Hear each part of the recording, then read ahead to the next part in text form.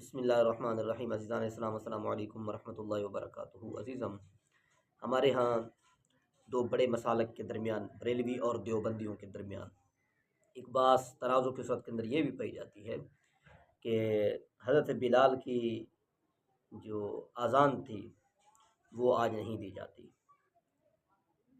ایک فریق کہتا ہے تم نہیں دیتے، دوسرا فریق کہتا ہے تم نہیں دیتے۔ یہ بات بھی تنازع کے ساتھ اختیار کر چکی ہے۔ حالانکہ حقیقت یہ ہے کہ حضرت بلال جو اذان دیا کرتے تھے اور اذان سے پہلے جو کلمات کہتے تھے، وہ آج دونوں مسالک کے جو ماننے والے ہیں، لوگ ہیں، متبعین ہیں، وہ نہیں پڑھتے۔ جی ہاں،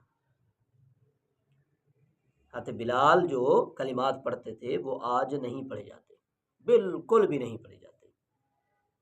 سنن ابی داؤد کے اندر موجود ہے، جس کی اسناد سند جو ہے وہ پکی سند ہے، حسن درجے کی ہے۔ شیخ البانی نے کہا ہے قلتہ اسنادہ حسن کما قال الحافظ،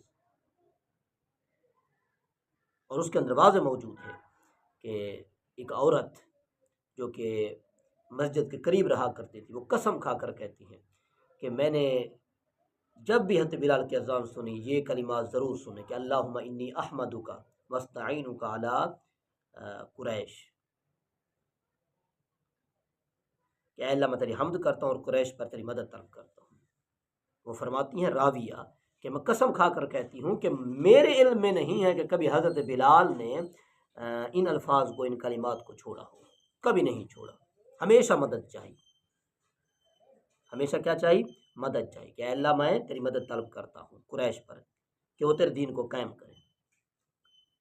آج وہ الفاظ نہیں پڑھے جاتے، نہیں دیوبندی پڑھتے، نہیں بریلوی پڑھتے ہیں۔ تو تنازع کہے گا، تنازع کس بات پر، جھگڑا کس چیز کا؟ دونوں نہیں پڑھتے۔ آپ کہیں کہ جی آج قریش تو نہیں ہے، تو قریش نہیں ہے نا جی، دوسرے تو ہے نا، یہود و نصارہ تو ہے نا۔ اے اللہ میں تیری مدد چاہتا ہوں علی الیہود والنصارى علی المفسدین والظالمین والمبتدعین، یہ بھی الفاظ آپ کہہ سکتے ہیں۔ جن کا نظام چل رہا ہے ان کا نام آپ لیں، آپ کا نظام جن کی مرہون منت ہے ان کا نام لیں۔ یہ سیدھی سی بات ہے بابا۔ اب یہ کہہ دیں کہ مستعینوں کا علی امریکہ والبرطانیہ،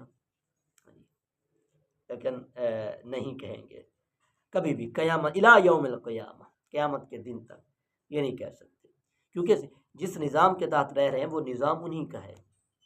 یہ کیسے چاہیں گے کہ ان کے خلاف جائیں؟